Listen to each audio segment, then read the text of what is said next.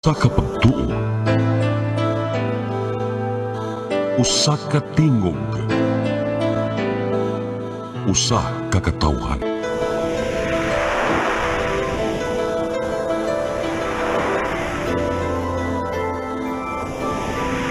Cebu Catholic Television Network.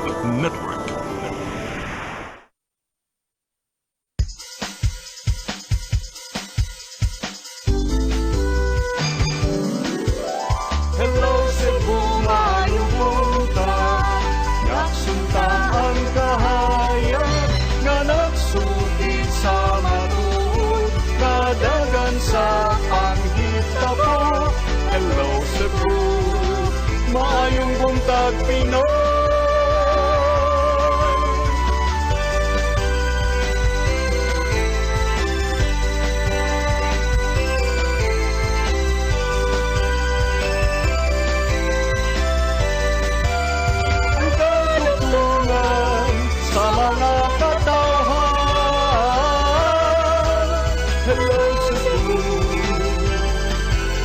Hello Cebu, maayong buntag Pinoy. Maayong buntag Pinoy. Maayong buntag Pinoy. Hello Cebu, may Buntag Pinoy. Adlaw karon nga Lunes, Hulyo 17, tuig 2023. Sama sa nanan matag Lunes, among ipakita kaninyo kini mga front pages sa mga pamantalaan lokal ug nasyonal ug mukutrosab kami pipila ka mga balita sa maong mga pamantalaan. Pag-iskut-iskut ako sa mga butang nga may labot ang lungsod. Akong basahon ninyong mga text messages nga parangat nga atong tulumanon. Ang weather report musunod karong taud-taud. Ako si Manny de los Santos Rabacal o mag-umusaka ako karong buntaga bang higala tungod kaya akong partner aduna importante kayo nga gilakaw. So di kita maglangay, ani dayon kini nga to ang weather report gikan sa Pag-asa magtanuban kang weather specialist Jomar Eclarino. Mr. Eclarino, may buntag. Yes sir, good morning sa tanan ug sa atong tanang tigpaminaw. Kini atong latest weather update karong adlaw. Bagat or southwest monsoon paday nakaapekto sa tibuok sa nasod. Katong weather conditions sa Central Visayas, lakip na ang probinsya sa Cebu, makasinati generally for weather, gawas ini na mga patak-patak na mga paguman o kini localized thunderstorm. Padayon ta mag-monitor sa mag-i-issue ng mga thunderstorm advisories.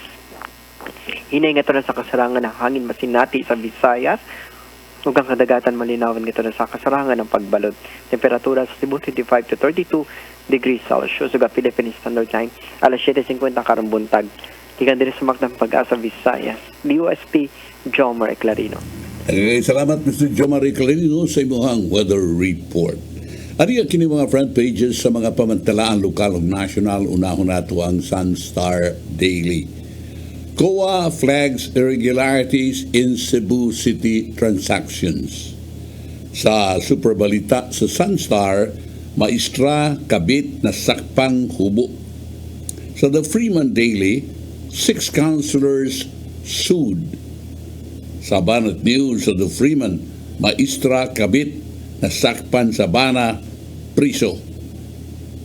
Philippine Daily Inquirer, senators favor raising Philippine case versus China to the United States or United Nations. So the Philippine Star, DOH or DOJ says PhilHealth can be transferred to OP or Office of the President. Manila Bulletin, no legal hurdle in PhilHealth transfer. Og sa katapusan sa tempo, love ends. Clan War. Bukad to ang front pages sa mga pamantalaan lokal ug national. Mubalik ako karong taud-taud ron sa pag-iskut-iskut sa mga balita humaning pipila ka pa inumdum. Please stand by. Hello Cebu, hello Cebu, maayong buntag Pinoy. Maayong buntag Pinoy. Maayong buntag Pinoy. Ako si Gumersindo Alforque Rivera, ako asawa ni Tigas Fernando. Nadto una, sakit ang kalawasan. Kaya ako manggibintin ang koy, nawa na tanan, nakaayos ang mong balatian. Barato na, epektibo pa. Koy Herbal Capsule. Discover the beauty of the Philippines.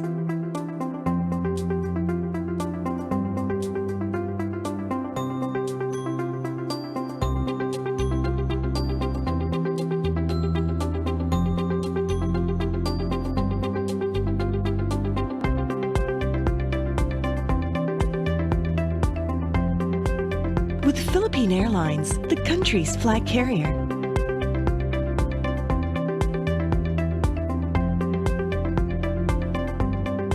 The airline that lets you feel the warmth of the nation.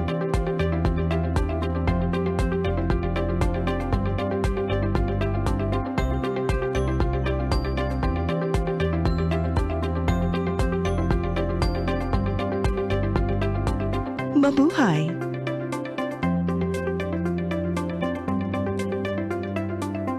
Ako si Mr. Rudy Romares, electrical subcontractor ng Maayong building. Ani adto nga wala pa ko mogamit og ko'y sakit akong tuhod, iglakaw na ko. Akong mga lutaha, no. Labi na gikan ta sa overtime. Di sa ko ganahan mo kaon, nindot na ang resulta kay karon mo agi ta sa rampa diha, no. Maglakaw ra jud ko. Mga batan-on nga mauwahi na kong lakaw kay kusog na ko mulakaw tungod sa paggamit nako sa koy. So ay mo gamit sa koy kay nindot kay resulta. Daghang kay salamat sa koy herbal capsule. Barato na, epektibo pa. Koy Herbal Capsule.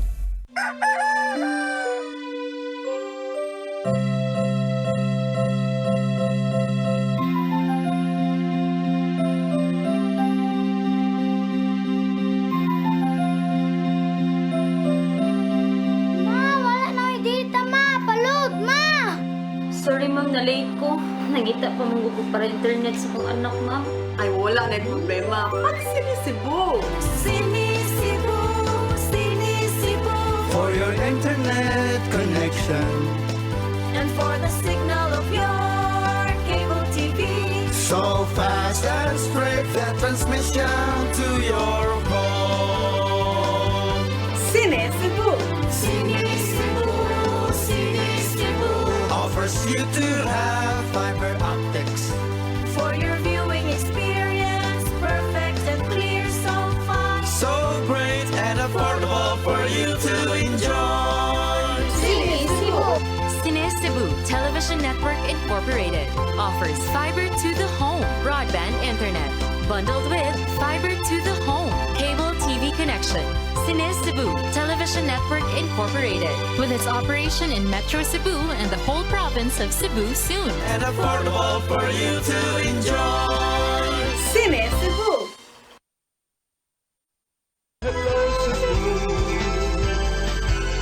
Hello Cebu, maayong buntag Pinoy. Maayong buntag Pinoy. Maayong buntag Pinoy. Maraming salamat sa Maayong Buntag Pinoy ug ano nga kining ato ang mga result sa survey or sa audit sa Commission on Audit nagihimo ni atong niaging mga adlaw. Di atong Sabado atong gisgutan ang ubang mga dapit karon at iparayon kini mga higala sigon sa report sa COA. Ang COA nakakita og mga irregularities sa uban nga mga transaksyon sa Cebu City Government. Apil na ang kakuwangan sa financial assistance alang sa mga survivors sa bagyong Odette nga mobalor og 791,800,000 pesos. Nasay uban nga 2021-2022 nga expenditures nga nakita sa COA nga wa kinahanglan sama sa pagpalit og mga t-shirts sa nakalalain nga mga okasyon o sa mga kalihukan nga mobalor og 1 ka milyon og 100,000 pesos og lapses sa paghatag og financial assistance ngadto sa senior citizens nga mobalor og 922,700,000. Ang state auditor nitumbok usab nga kapin sa 4 bilyones 500 milyones pesos gikan sa delinquent real estate taxes mahimo untang mapuno sa panudlanan sa syudad sa Sugbo. Iyang gi-emphasize nga ang syudad nagkinahanglan nga ilang umintuhan ang ilang collection efforts sa pagpaninguha sa koleksyon aron makakuha og dugang salapi nga magamit sa development programs ug projects sa syudad sa Subo ug sa 80 ka mga barangays niini. Ang 2022 annual audit report gisumiter og giapil sa agenda sa Cebu City Council sa ilang regular session niadtong Hulyo 12. Ang state auditor may question sa regularity o validity sa financial assistance alang sa mga survivors sa Typhoon Odette. Human ang pipira ka mga diferensya hikitan, apil na ang presence of signatures opposite the names of some constituents who claim to have not received the cash assistance. Na kuno'y deficiency nga nakitaan, kay duna kuno'y mga firma nga tungod sangan sa mga tao nga miingon nga wa sila makadawat og cash assistance.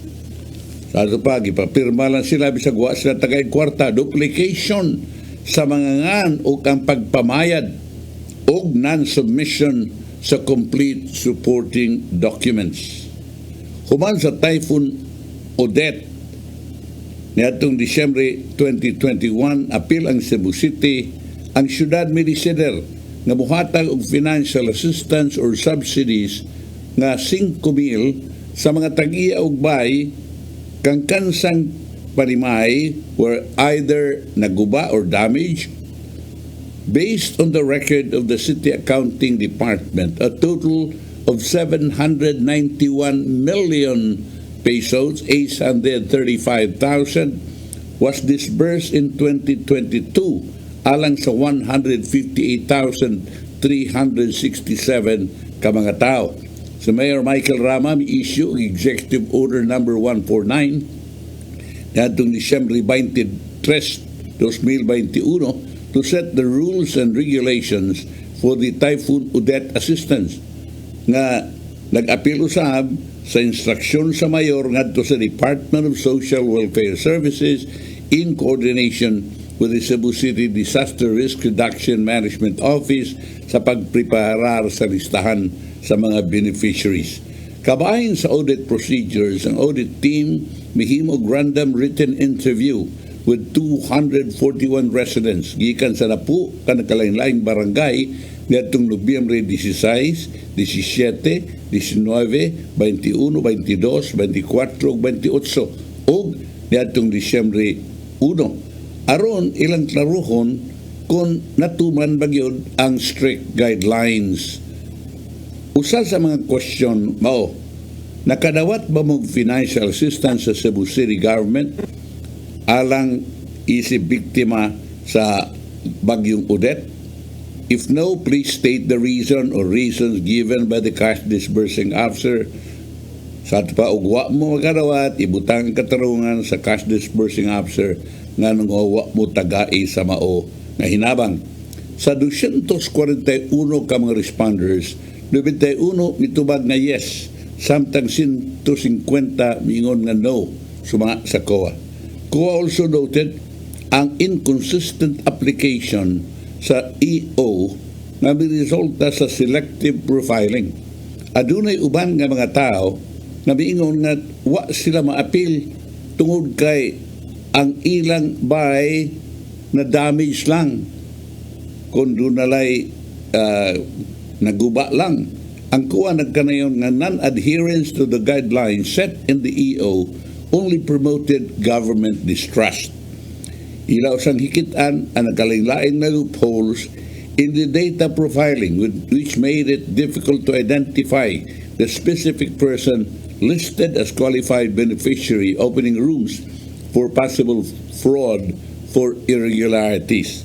Ang state auditor nakakitag 296 kamangan or beneficiaries nga adunay total amount of 1,480,000 pesos nga biguag kaduha or katulo sa gisubmit nga database, samtang 70 nga diha sa samang barangay samtang ang uban 226 sa nagkalaing-laing barangay. Ang COA nakakita usab na ang distribution na dugay na langay og tulong adto sa 12 ka buwan with 138,620,000 pesos or 14.90% of available funds wa pa mahatag. Other notable observations included names lacking the complete information such as middle names and the names of their sitios or residents, duplication of misspelled or interchanged names which may refer to one, a non-submission of the endorsement letter of barangay certificate of residence and copies of valid information or valid identification card with specimen signatures of the beneficiaries, among others. Muna nga kining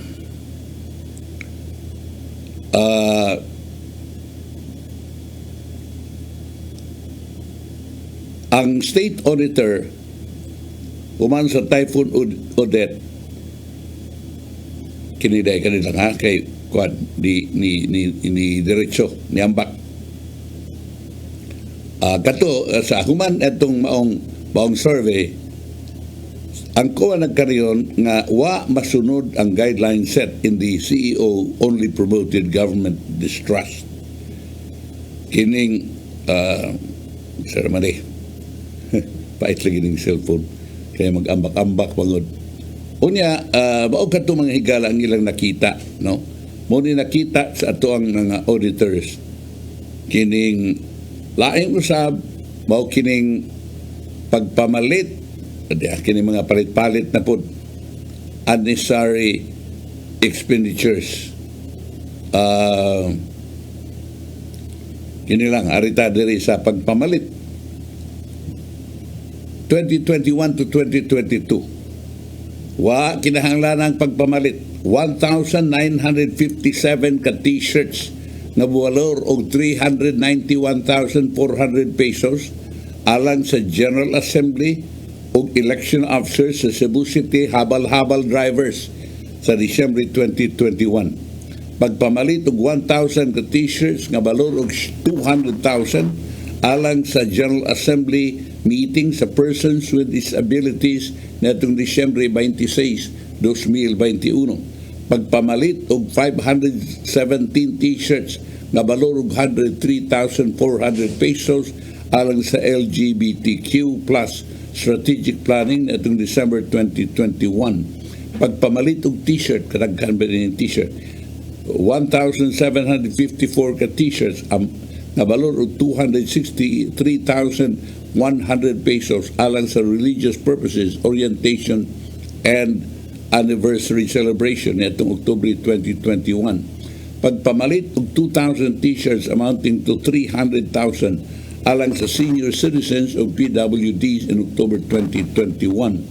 Pagpamalit og 2,000 t-shirts amounting to 300,000 alang sa anniversary celebration sa Repos Angels Incorporated, usa ka non-government organization of Kiyot LGBT niadtong October 2021. Provision of afternoon snacks for a morning half-day event which COA deemed unnecessary at ang kunog afternoon snacks pero gihimo ang meeting buntag, ang event sa buntag na nakita sa COA nga wa kinahanglan nga ang budget nga mag-budget og 93,792 pesos and 19 centavos o ka maminus pa unta kini.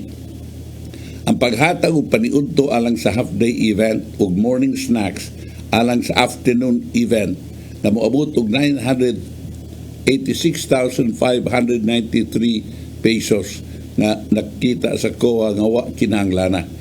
Provisions of breakfast sa nagkalain-lain kalihukan apil na ang 1,500 breakfast meals amounting to 240,000 alang sa barangay women's culinary courses on November 20, 2021 ug laing 1,500 breakfast meals 1,500 pesos breakfast meals amounting to 240,000 pesos for the Barangay City Health Workers General Assembly in November 2021. O pamahaw gyapon nga balor og 158,475 alang sa usa ka morning event. Ang state auditor may rekomendar na tarungon sa syudad sa Sugbo ug putlon ang dili maayo nga pagpanggasto kining unproductive spending or unnecessary wasteful expenses ug i-maximize ang paggamit sa kwarta alang sa mga programs na magasuportar sa importante nga kalihukan. In the context of limited government resources and against the backdrop of competing government priorities, curbing or cutting unproductive spending will always be an important government objective sa COA report. Ang Senior Citizens Financial Assistance. Nakita sa COA na dunay lapses sa paghatag og financial assistance ngadto sa senior citizen na balor og 922,000 or 922,780,000 in 2022, such as claims pinagi sa authorization bisan kung gidili kini inconsistent signatures, ang pag-appeal sa distribution payroll sa nangamatay ng senior citizens ug ang pagferma sa payroll alang sa namatay nga senior citizen. Ang city mihatag og total nga 922 million pesos sa 922,780,000 pesos in 2022 sa maong programa. Ang COA mihimog audit nga gigamit ang 5,000 samples. Ilang hikitan nga in 2022 ang senior citizens nga wa personal maka-claim silang financial assistance subject to nakalain-lain nga guidelines set by the city or the executive director of the Office of the Senior Citizen Affairs kung USCA, depending on the distribution period. Of the total samples, 15 samples or 35 samples fell under these audit conditions. Notwithstanding such clear and express prohibition or claims via authorization letter for and on behalf of the qualified senior citizen, ang AO or account of users did not strictly comply. Wa kinimutuman sa baog gihapon, as we discovered that some senior citizens financial aid na dawat gihapon og laing mga tao pinagi sa authorization letters sa COA. Ang COA usab ni note nga ang ubang mga beneficiary signatures lain kaysa uban nga payroll to another nga mo'y nakapaduda kung tinuod ba kini. As part of the audit process, ang state auditor also wrote to the office of the city civil registrar for the copy of the list of deceased senior citizens in 2021-2022. From the data the COA gathered, na dunay 4,691 ka mga senior citizens ang nangamatay nitong 2021 ug 3,727 ang nangamatay sa pagka 2022. Ug sa dihang ilang i-cross-check, 1,483 samples, ilang hikitan ng 30 ka mga nangamatay na senior citizens na appeal gihapon sa maong payroll sa COA. Ang COA nakadiscovering ang ngan sa 13 ka mga nangamatay na senior citizens gifirmahan sa ato pa na-claim ang senior assistant bisag patay na. Tingaling libangon to gikan sa sementeryo. Ang COA also noted na dunay dagkong amount sa unclaimed or returned funds amounting to 40,225,000 pesos, indicating either excessive grant of cash advances or flawed distribution methods. Ang state auditor may rekomendar na mintuhon ang city's distribution and communications methods by having a fixed distribution schedule matag barangay with a clear communication flow, employing all available platforms to target beneficiaries. Ang syudad miuyon sa rekomendasyon sa COA to further investigated the noted deficiencies. Kining takmo muambak lagi dayon kining ang daghan pa yung kaya ni mga higala, daghan pa yung kaya ning ang state auditor also flagged several expenses the city made in 2021 to 2022 as unnecessary or irregular, including pagpalit og 1,900 t-shirts. Amo puros mga t-shirts ato manigingan lang nga po tindaghan ng t-shirt, no? Katundaghan kay mga t-shirt ilang ipamalit og ingon man usab karon ang atong isgutan kani pang senior citizen nga bisag patay na sige gihapon og pirma kuha gihapon. The state auditor recommended improving the city's distribution and communication methods by having a fixed distribution schedule per barangay with a clear communication flow, employing all available platforms to target beneficiaries. Ang doon pa'y nakita sa COA nga ang RPTs amounting to 4,598 million na naa sa record sa City Treasurer's Office, wa pa makolekta real property tax ni nga 4,598 million, wa pa makolekta hangtod nitong Disyembre 2022. Pero patasaan mo na ito atong real estate tax nga di am day dakok ang kubrahonon 4,598 million wa pa niyong kubra.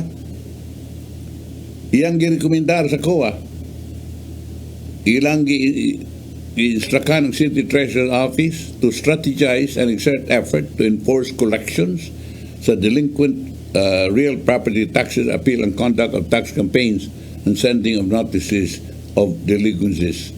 It also recommend tapping the barangays. COA noted that during the exit conference, it was informed that the CTO still had to reconcile and update its records with the city assessor's office.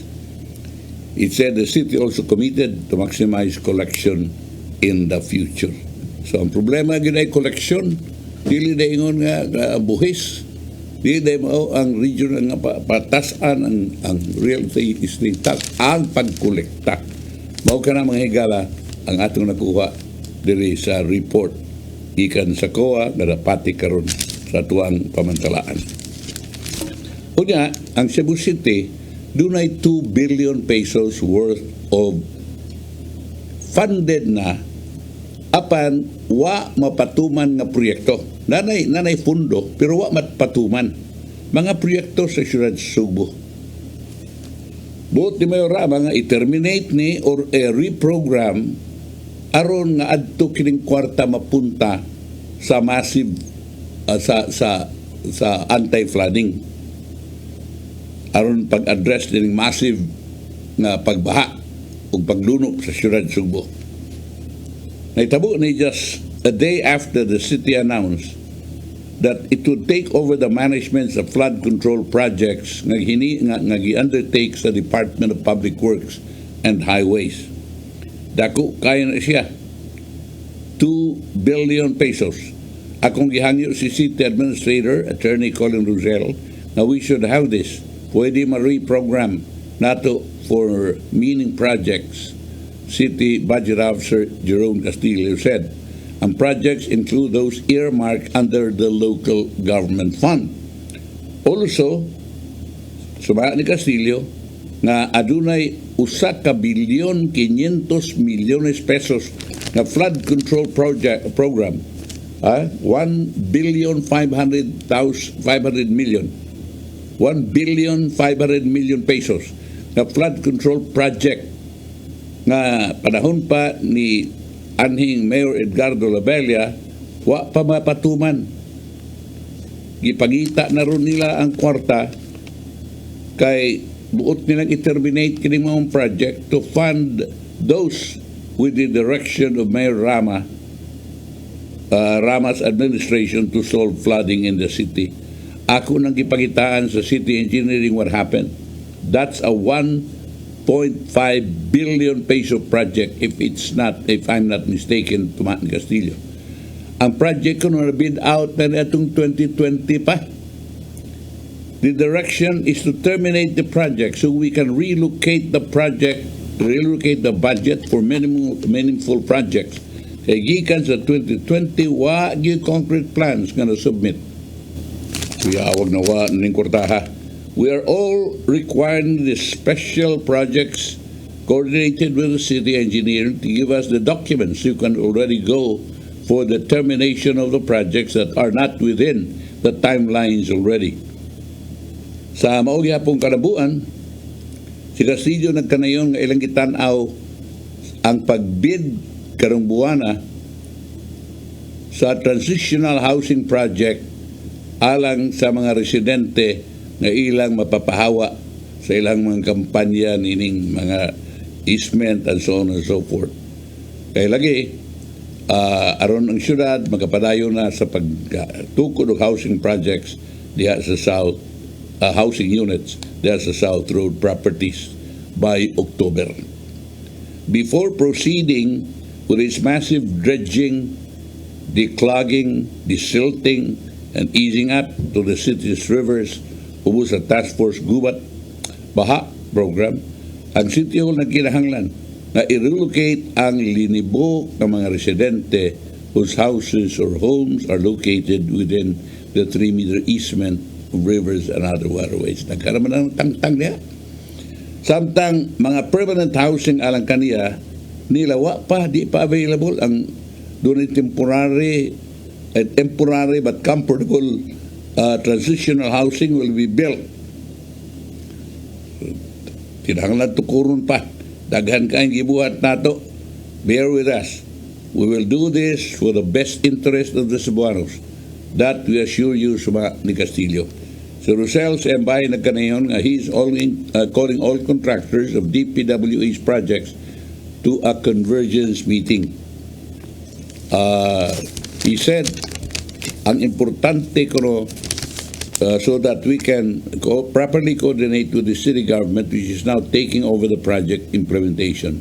Si Rosel mitumbok usab on the police and traffic group to enforce the clearing of roads obstructed by any equipment used in the unattended project so as not to further inconvenience the public. Meanwhile, the City Councilor Jerry Guardo may claim that no funds were utilized in the demolition of city street center islands and road restoration works in the city. Siya nagkanayon, ang equipment used in the budget comes from DPWH. Ang city did not spend a single centavo, Manny Guardo, chairman sa city's Committee on Infrastructure. He also said that not all center islands will be cleared, only those they found to have contributed to the traffic congestion in the city. O kana mga igalang ilang kitanaw karon na reprogramming sa binilyon ka peso nga balor sa programa sa siyudad sa Subo. Na ipundo wa mapatuman. Ara kita sa lain usab, ang Commission on Audit, COA, misugilon sa Department of Tourism na ibalik ngadto sa Bureau of Treasury, BTR, ang 30 milyones 777 mil na wa magamit na kwarta alang sa ilang projects found in the bank account sa tuto ka mga buhatan. In the 2022 annual report, audit report, may tungod sa Department of Tourism, ang audit body nakakita na ang agency's Office of the Secretary kung OSEC o regional offices 3 Central Luzon and 6 Western Visayas aduna pa'y 30,777,108 na unutilized funds wa pa magamit nga kwarta.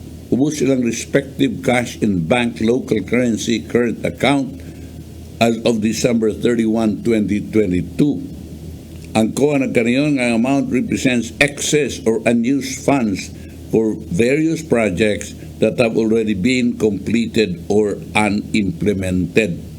Ang maintenance sa CIB, LCCA encouraged the deposit of transferred proceeds outside the BTR. Additionally, resources will come either from the funds accumulate in the bank account for a period of time instead of reverting to the BTR for the use of other government programs or projects. Moreover, the delayed partial implementation and low utilization of project funds deprive the stakeholders of the benefits that could have been derived therefrom. Ang audit body's breakdown nagpakita na ang OSEC still has 28,009,000 na unutilized project fund ubos sa mga account, representing refund from DOT's attached agencies Tourism Infrastructure and Enterprise Zone Authority, CONTIESA, as an excess of the implementation of the 2017 Association of Southeast Asian Nations ASEAN Site Enhancement Project. Meanwhile, the fund under RO3 bank account amounting to 320,567 pesos represents unspent amount for the payment of honoraria of several bids and awards committee personnel and support staff, residual funds from DOT's attached agency Tourism Promotion Board, and insurance proceeds from the Government Service Insurance System, GSIS, which should have used the repair of service vehicle damage in the accident. O kana mga higala, ang mga report sa COA kini, kay busy kang COA karong mga panahona tungod sa akong kaninyo nga sige dugay na ning audit ug karon mga resulta na ni sa mga audit nilang gihimo.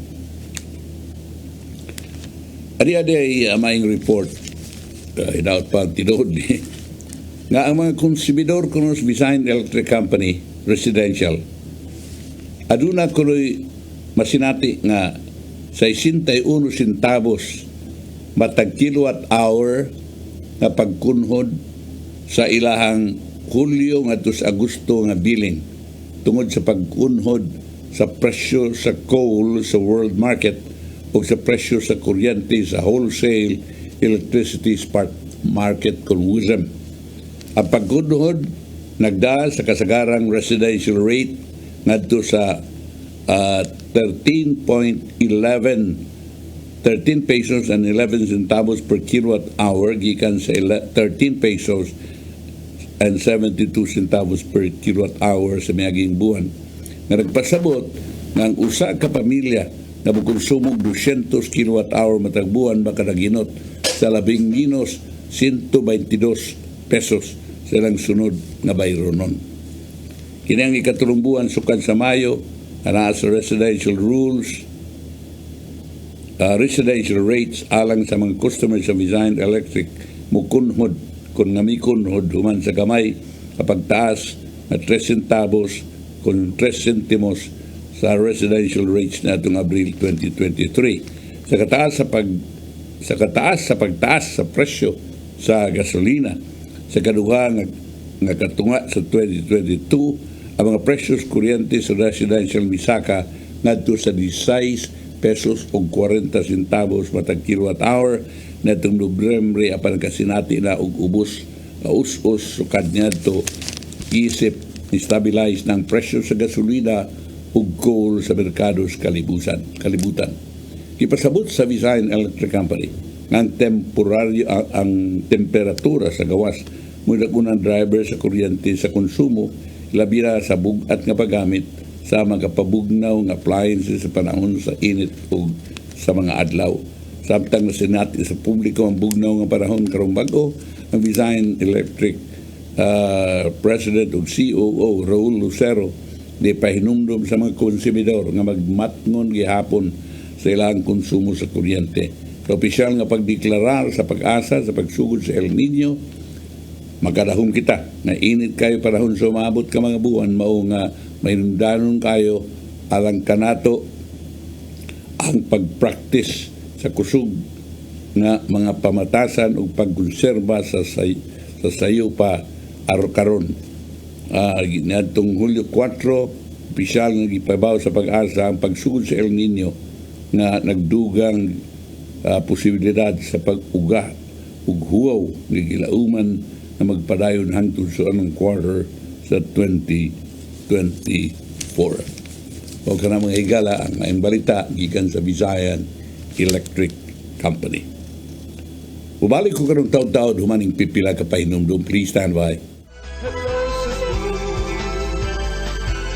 hello Cebu, maayong buntag Pinoy, maayong buntag Pinoy, maayong buntag Pinoy. Ako si Gumersindo Alforque Rivera, ako asawa ni Tigas Fernando. Nadto una, sakit ang kalawasan. Ako manggibintin ang koy, nawa na tanan, nakaayos ang mong balatian. Barato na, epektibo pa. Koy Herbal Capsule. Ako si Mr. Rudy Romares, electrical subcontractor ng Maayong building. Ani adto nga wala pa ko mogamit og koy sakit akong tuhod, iglakaw na ko. Akong mga lutaha no. Labi na gikan ta sa overtime. Di sa ko ganahan mo kaon, nindot na ang resulta kay karon mo agi ta sa rampa diha no, maglakaw ra jud ko. Mga batan-on nga mauwahin akong lakaw kay kusog na ko mulakaw tungod sa paggamit nako sa koy. So ay mo gamit sa koy kay nindot kay resulta. Daghang kay salamat sa koy Herbal Capsule. Barato na, epektibo pa. Koy Herbal Capsule.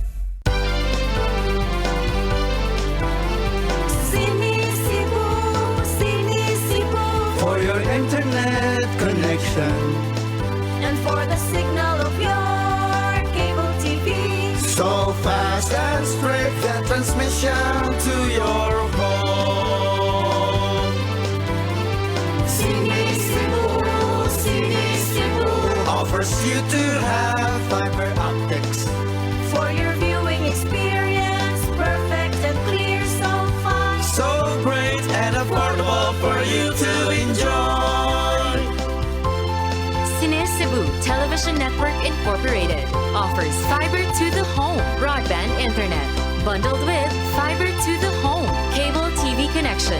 CEBU Television Network Incorporated is now on its initial operation in Minglanilla, Cebu.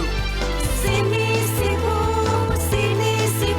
For your internet connection, and for the signal of your cable TV. so fast and straight that transmission to your home. CEBU Offers you to have fiber optics. for your viewing experience, perfect and clear, so fine. So great and affordable for you to enjoy.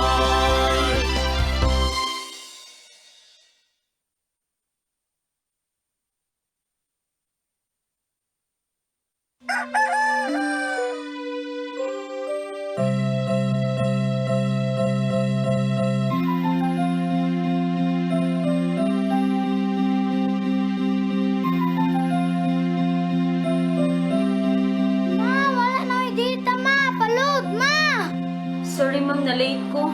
Nangita pa mong ko para internet sa kong anak ma'am. Ay, wala na yung problema. Pag sinisibo. CEBU For your internet connection, and for the signal of your cable TV. so fast and straight that transmission to your home. Sinisibo. CEBU Offers you to have fiber optics.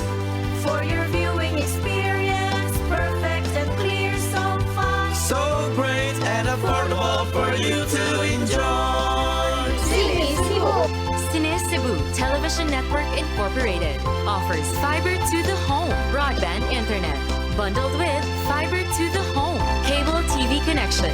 CEBU Television Network Incorporated with its operation in Metro Cebu and the whole province of Cebu soon. And affordable for you to enjoy. Sinisibo.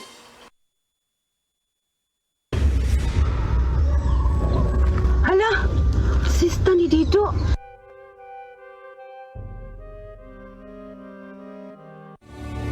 Hindutan ni Munok, oy! Inyo po gintiwasan. Otro saka, ikay nakaingon, nga na inaana na imong anak. Pagkawala ko na Ato gininda yun nun. sas ganahan sa kain ko na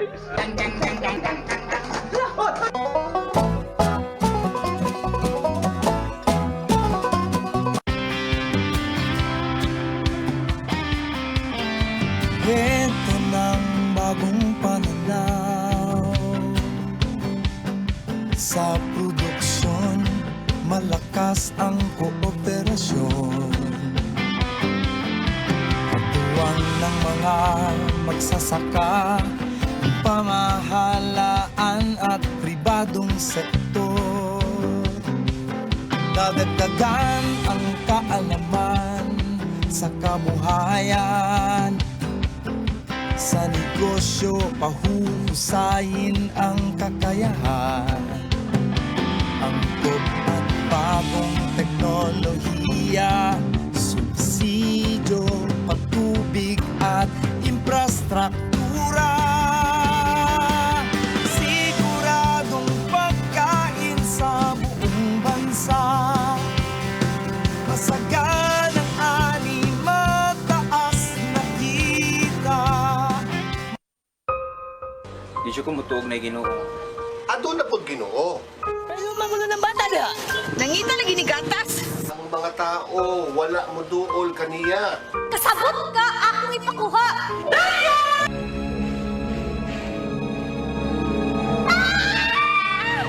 Ug naa sa unang Timoteo 3:15 nga ang iglesia sa buhi nga Dios mo iyang panimalay ug mao ang haligi ug sugaranan sa kamatuoran.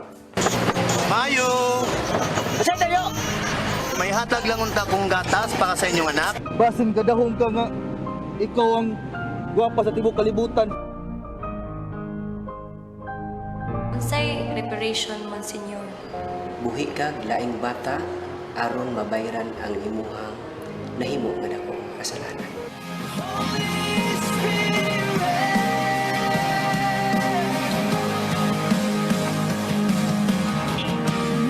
Daghan ka na to ang nagduda kung doon na bagay Ginoo o wala.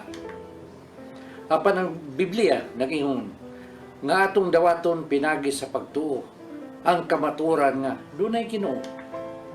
Sa Hebreo 11:6 nag-ingon, walay makapahimot sa Dios kung walay pagtuo. I came for you. I came for you. Holy Spirit. Hello Cebu. Hello Cebu. Maayong buntag Pinoy. Maayong buntag Pinoy. Maayong buntag Pinoy. Right sa Hello Cebu ay Buntag Pinoy. Kamudihang mga pibihian, sabi na sa abroad, sa kawasan nasod, kaya ito murag nindot na, kay murag di matataw, huguon na ato sa patos, di ba? Karon balik na sa, ang tanang mo biyahe, alang sa overseas destinations, kinahanglang mo tangtang na sad silang sapatos para sa security inspection sa Ninoy Aquino International Airport. Nawa naman taning maong policy. Kay ang mandatory shoe removal policy ibalik na itong Hulyo 10 kabahin sa enhanced security arrangement sa talan na NAIA terminals suma sa tigpamaba sa airport na si Kim Marquez. Ang global policy dates back to December 2001 tungod niya itong attempts o sa ka-terrorist nga pabuton o homemade nga bomba nagibutang suod sa sapatos samtang misakay sa American Airlines flight from Miami to Paris. Ang maabtik nga mga crew members o passengers nakakita sa terorista na naglisod o naniuha nga pabuton ang mga explosive device muna nga kini siya napugnan. Ang aeroplano was diverted to Logan International Airport sa Boston where the police arrested the suspects. Si Marquez ng kaniyon nga atong Disyembre 1, 2022, ang tanan apan usa na lang ka security x-ray machine sa NAIA Terminal 1 ang gitangtang aron nga maghatag ng enough room for departing passengers and their luggages during security checks. Wa nay usa ka security check, and that is that the final check right after the immigration area where high-tech X-ray machines, body scanners, and metal detectors were in place to ensure all passengers are well screened, sumangat ni Marquez. Pinagi sa pagtangtang sa tanang mga X-ray machines, ang OTS was addressing concerns gikan sa ubang travelers as relayed by the Manila International Airport Authority Management tungod sa too much security check sa NAIA. Ang MIAA management ng kanayon ang steps should be taken to ensure arriving and departing passengers experience less stress without compromising security at the country's international airport.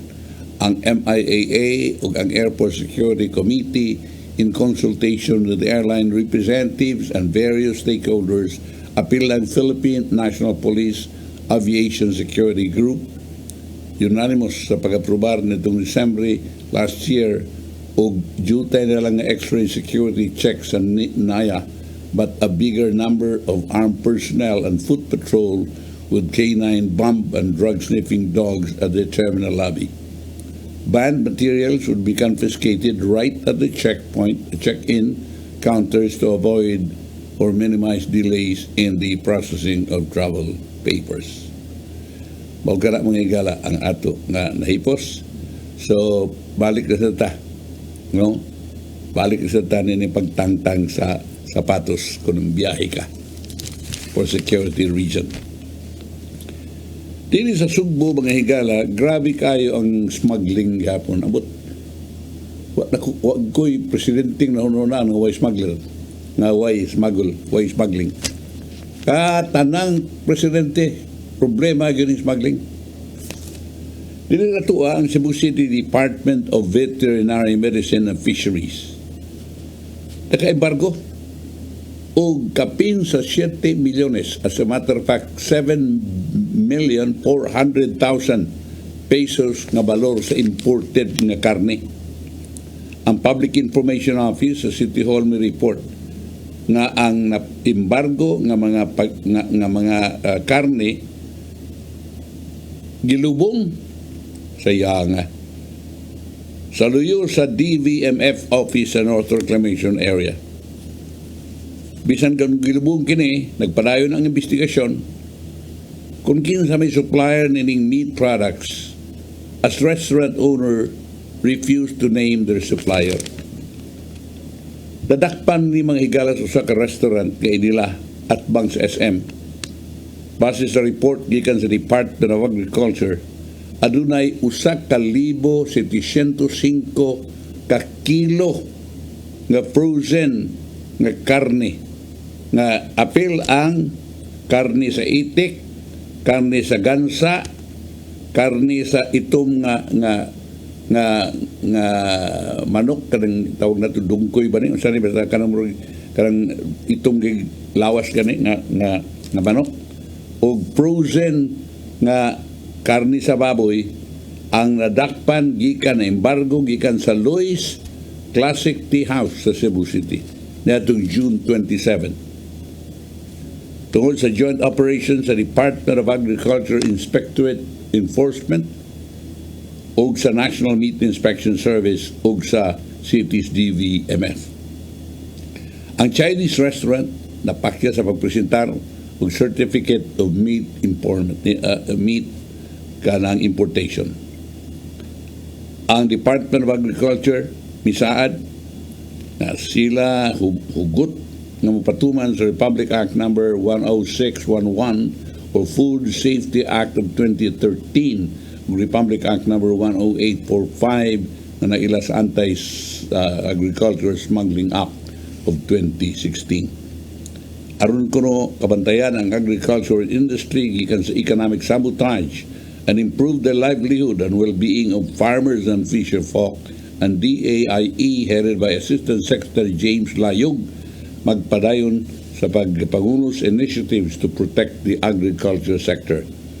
Ang city's DVMF, pinanguluhan ni Dr. Jessica Maribuhok, likewise, is also bent on continuing to do the job well for the welfare and safety of the Cebuanos and the rest. Si Maribok nagkanayon nga sila mo ini-issue sa certification o confiscation certificate o blatter gikan sa police together with the DA on the recent incident. Ang DVMF nakakita usab ng Bureau of Quarantine pinagi sa Customs and Intelligence sa region nga nakakita sila nga it did go through animal quarantine without all the required certificates. Such meat should not also be displayed in either supermarkets or public markets and even restaurants. Una, wa sila certificate of meat importation. Ikaduha, is bawal gyud siya na i-display sa mga merkado o sa mga supermarkets ug any restaurant nga dili dapat mo accept ana suba ni Maribuhok in public. Sayang na kayo, no? Pero sayang nga, daghan itong mga kaon na to. Ipakaon pa to, tali magkato makahilo.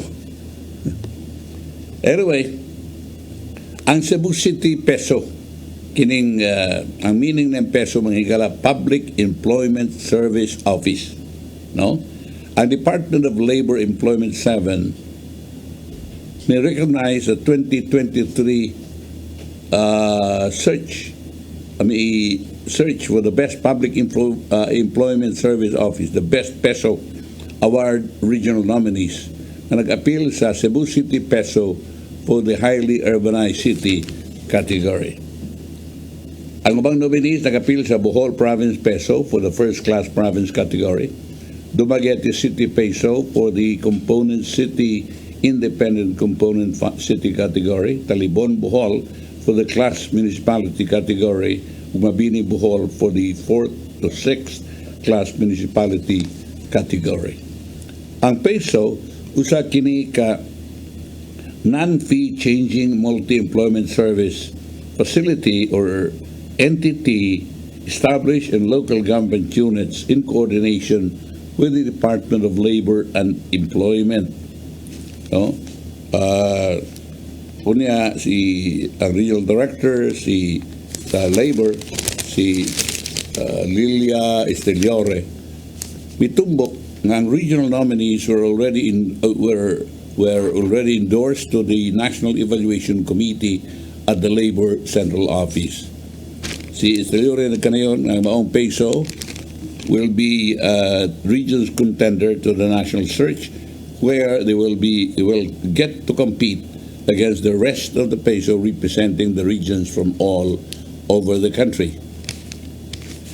Siya yang recognize ang regional nominees.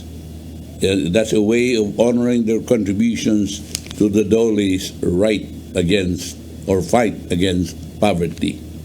Siya nagkanayon ang department nagpadayon sa pagtrabaho together with the peso to promote poverty alleviation and employment generation. Ang national awarding ceremonies will take place on October 25 to 27 karon tuiga at also holdings the 2023 National Peso Congress, which will be hosted by the Department of Labor and Employment of Regional Office number 8 sa Tacloban City. Wow! Ito na yung premyo. Plaques of recognition, both from the mayor and the LGU concerned for the peso manager, as well as 100,000 pesos cash await the 2023 search for best peso national winner. Doon ay plaque of appreciation, recognition, o doon ay 100,000. With win or lose, our 2023 search for best peso regional winners are already winners in their own right. I just hope that whatever they have accomplished, the same is replicated in other peso offices. Their best practice are emulated by others too. To all original winners, congratulations, the regional office said. Okay. Congratulations, no? Congratulations at ikan namo. Kay takong matabang kining peso tungod kay bumali maghimog mga job fair kanya adto dito mga apply in town ang atong magigsunan doon na gani mga ma-hire din on the spot, no, na alang sa abroad pa gining uban. Unya katong mahitungod sa Cordova nga kaniadto gipugnan nga di na pagkaliguan karon ingon iabli na ngadto sa publiko o abli na ang Cordova Town officials mo'y nangulo sa ceremonial swim sa Bantayan Bay sa dihang giablihan kini ngadto sa publiko kagahapon.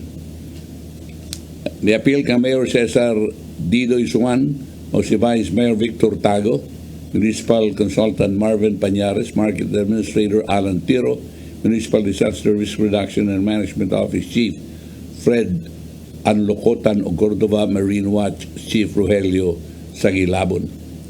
Ang maong dapit, ang maong kining bay i-reopen barely 11 months sa diyang gi-close kini ni Cebu Governor Gwen Garcia tungod sa high level of fecal coliform.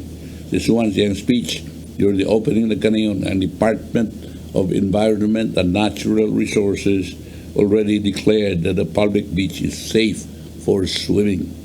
In line with the reopening, ang mayor doon ay mga ground rules such especially to the banqueros to maintain the beach cleanliness. Swan said that the banqueros should make sure that no beach goer would throw garbage anywhere. Iyausab ang giban ang pag-inom o mga ilimnom makahubog o ang pagluto samtang on board sa bangka. Ang kining gihimo nato karon kay temporary opening pa lang ni kay ato gyuding i-develop para mas manindot. Yang i-warning nga if cleanliness is not maintained, he will order the bay closure.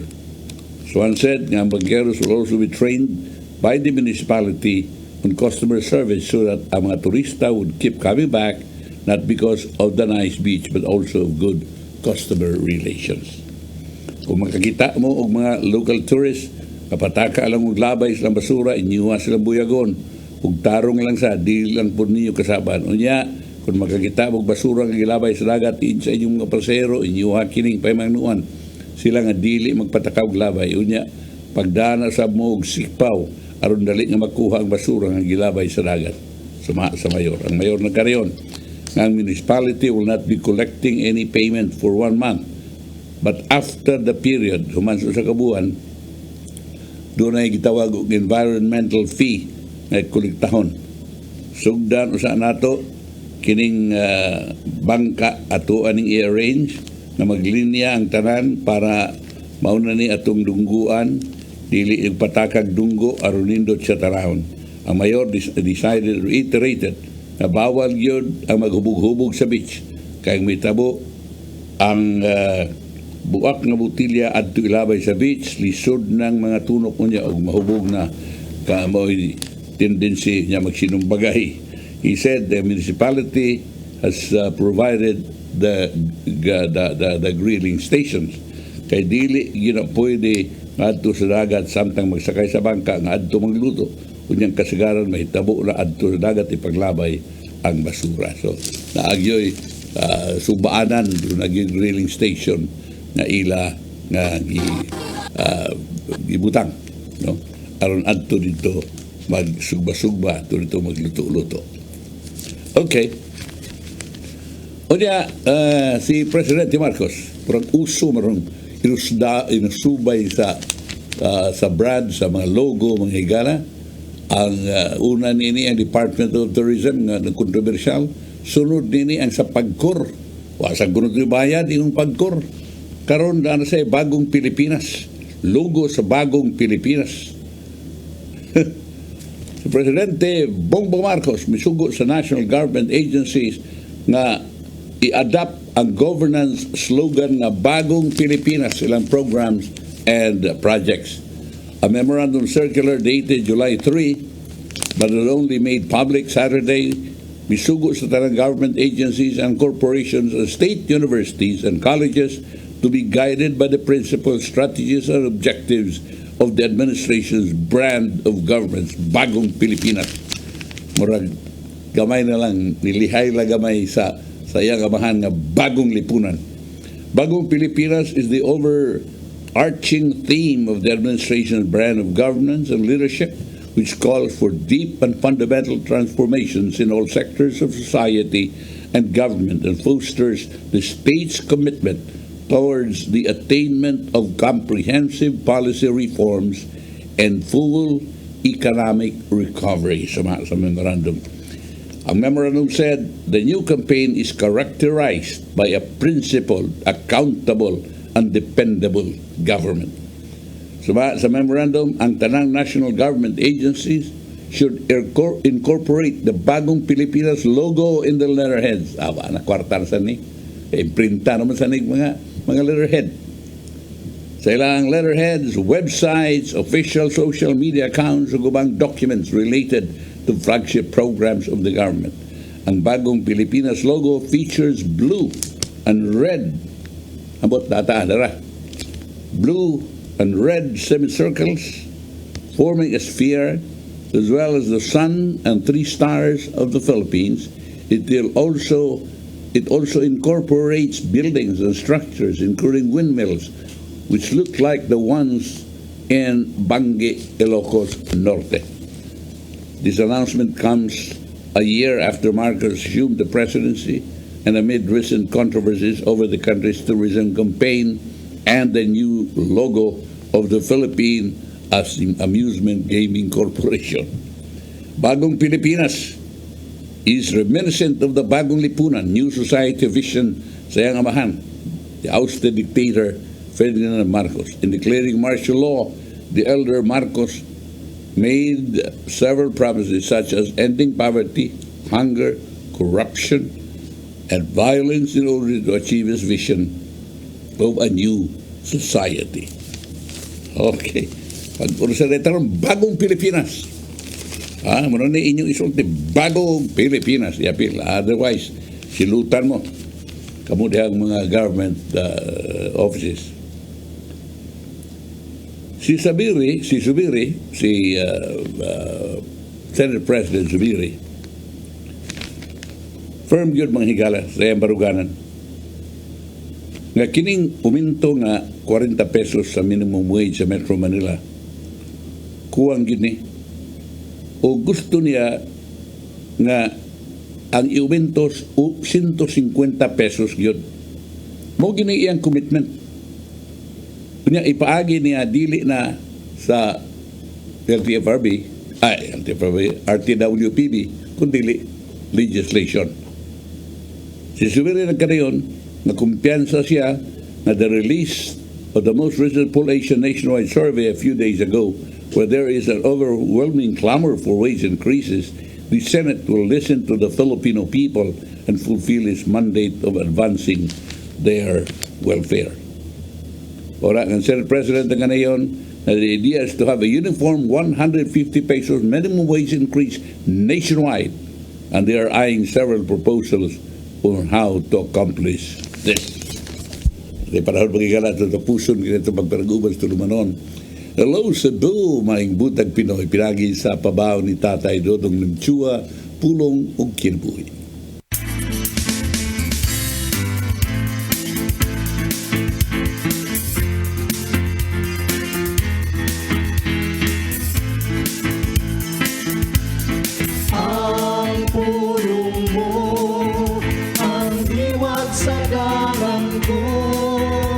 Matag binuhat, dunay konsensya. Kung kini mo ang iyang giya sa pag-ila sa husto o sayo. Sa kiniladman sa imong konsensya, ikaw matukmod gayon sa paghimo mayo o sa pagdikay sa lautan. Busa may danon na pagpamati gayon kung unsay gisulti sa imong konsensya. Kay kung dili ka maminaw nini, guba ang imong kinabuhi o magpuyo ka sa kinabuhi na puno sa sala. Sa 1 Pedro 3:16 ng ingon, batuni ang malinis na konsensya. Sa matag higayon nga kita mubaliwala lang sa atong konsensya, ang atong kasing-kasing mahimong tika. Hangtod nga mabot na gayon ang higayon nga dili ka na magpanuko sa pagbuhat og dautan. Sa 1 Timoteo 1:19 nag-ingon, ug padayon sa imong pagtuo ug malinis nga konsensya. Ang ginagmay nga sala kung magpadayon makahumugna og dakong kadaot sa imong kinabuhi. Hangtod nga maglisod ka na sa pagbangon ug dili na mausab pa ang mga pangitabo. Busa mainungdanon ang pagpangayo kanunay ug giya sa Espiritu Santo. Kay siya ang magtudlo kanimo sa husto nga dalan nga ngayong subay. Maigsoon, mo kini ang pulong nga maghatag kanato giya sa atong kinabuhi. Pagampok kita. Langito nga man, maglisod kami pagbuntog sa sala nga kanunay magsunod-sunod kanamo. Apan nasayod kami nga sa among pagduol kanimo kami dili nimo pasagdan ug imo kaming tabangan nga magpadawgon kining tanan namong ipangayo pinagi sa imong bugtong anak nga si Jesucristo. Amen. Ngunit samahan sa anak sa Espiritu Santo. Ang pulong mo, ang iwat sa dalan ko. Kulog kinabuhi ni Tatay Dodong Limchua ang nagtapos ni ating tulumanon. Mga pasalamat sa COI, sa Philippine Airlines, kang Arsobispo sa Palma, kang Nanay Diana Limchua, Tatay Dodong Limchua, kang Dennis Tabar sa TOC, kang Robert Inday, o belated birthday greetings nga to kang Inday Lopez, Anton, kang Lorenzo, Joanne, og sa newsroom ni Rodel, ni Michael og yung nanusab ni Raymond og diri sa studio ni Bruce, ni Ferdy og ni Direct Jenny. Ako si Manny de los Santos Rabakal sa nga ani konsehal Maluwano Ilocando Tabar. God bless. Bye.